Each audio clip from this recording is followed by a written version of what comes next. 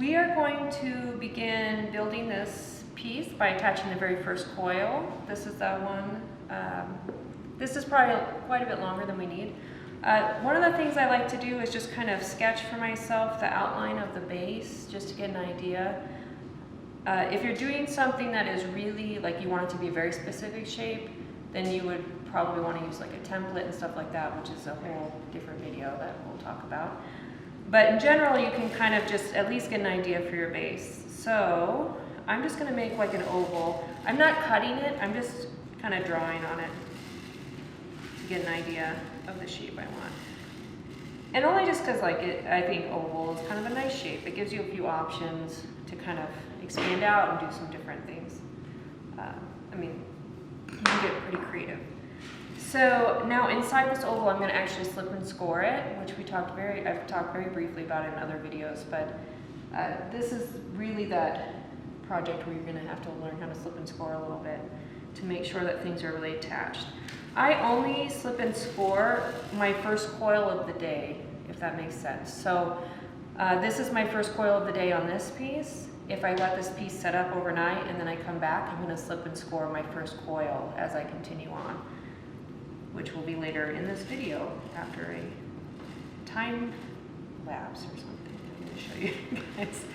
So I'm just going around and scratching it. This is where it's really nice to have this turntable, because you can see you can just kind of, you don't have to keep, turning it by hand. You can just let it glide around. I also like to add some water to it. I like to use a little brush. I'm just going to do some water. And it's kind of a slippy water here, which is perfect. If you ever need slip and you don't have some, there's this thing I like to call slip in a pinch. So you're just going to quickly make a tiny pinch pot, add just a little bit of water to it. Let me see if I can get some water in here. And then you can just kind of use your needle tool and scratch it up, and eventually you'll have kind of some slip. So if you ever really need some and you don't have any made, that's a way to do that. Okay, so we got this kind of slimy, scratched up area, and then we're going to have to score this coil as well. And typically after we get this first coil of the day on, then we won't really have to score unless we let it dry out too much or something. But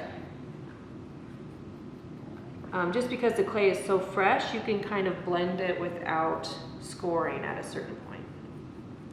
This transition, however, you do need to score. The transition from base to wall. So let's see how we do here. I'm going to go ahead and start attaching it. When I do this, I actually push down on the coil just a little bit. You can actually see my little fingerprints from me kind of pushing down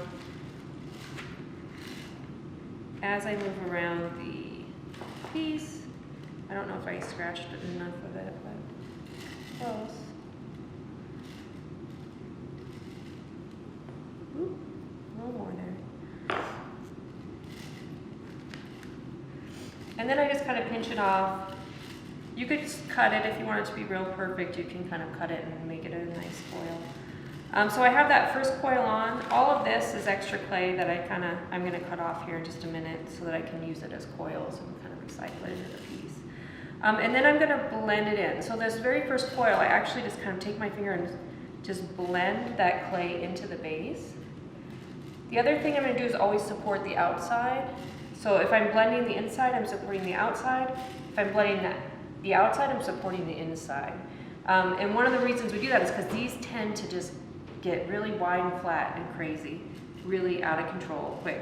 So you have to be very controlled and very, use a lot of intention in the way that you are applying your pressure. So you are just gonna, pinch it out and try and blend it. You really want to make sure that you're moving clay where you want it to be and that you're actually controlling this form. You also want to work kind of slow. Don't rush yourself. I see coil pots take a little bit of time, and I see people rush, and that's when they end up with these big floppy messes. So pretty much what I can do at this point is build up to about 4 inches somewhere in there, depending on how thin this is. And then I'm gonna need to take a break because it's gonna need to stiffen up. This clay is gonna stay pretty soft. So you wanna make sure that you're just really being conscious of how soft this is and if you think it'll continue to hold weight. So I'm just using my needle tool here to get this extra clay off. Once this has set up a little more, I'll probably go through and just like really clean up that base underneath, because you can see it's kind of sharp and stuff like that, but I want it to be a little bit more of that soft leather art before I do anything too drastic with it. Because even picking it up, I mean, look how floppy that is. All right, we'll do a few more coils just real quick, and then we'll talk about texture and a few other things that you'll have the opportunity to do. So here I am rolling that coil again, starting from the center of the coil, working my way out to the edges. If you do get this kind of floppy, this is a little flat in one spot, I'm actually going to just take my fingertips and just kind of put it up on its end and just push it down. It'll take care of itself pretty easily. I know some of that is probably off screen, but don't stress. All right, so now because I've already attached it, now I can just start adding coils without slipping and scoring. There are people who, if you watch like YouTube videos, there are people who like slip and score every coil. I think that's really necessary only if you're trying to show the coils inside and outside, which some people do. Then you're probably gonna wanna like really make sure each coil's attached in that way. But because we're blending, we don't need to stress too much about it. All right, so we'll take another chunk of this and I'm just going to attach it. When I attach coils, I actually attach them just slightly on the inside, no matter what I'm doing. And the reason I do that is because when we blend it, we have a tendency to push out the wall. So when we're blending the inside, it kind of pushes out just a little bit. So I have this coil sitting here, and now I'm just gonna go ahead and blend that inside again. And I am going to support that outside. And again, it's just very slightly to the inside. It's not like inside the piece, just a little bit inside.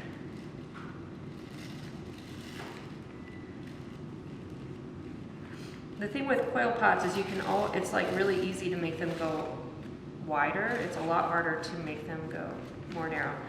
And if you're trying to show the coil work, then you really have to control this profile, the form, the walls, all of that. Because once you make it too wide, then you might have to like cut a dart out and like, you know, all that stuff, and it messes up all your coils. So in general, just take your time. You can do a couple other things with coils. You can either leave them, you know, you could just spiral it up. I've seen people do that. It can be really beautiful in simple form. You could do something kind of like some of these other things that I showed you at the beginning. Like here, I'm just gonna bring this over, like doing some spirals and different patterns. These are extremely thin coils, so that's something that you would have to kind of work with. If you want these fine lines, you'll have to make thinner coils. But you can also, you could do, well, we'll do a little spiral so you guys can see that. And when I do that, I'm going to create the spiral out of a coil, and then I'm going to attach it.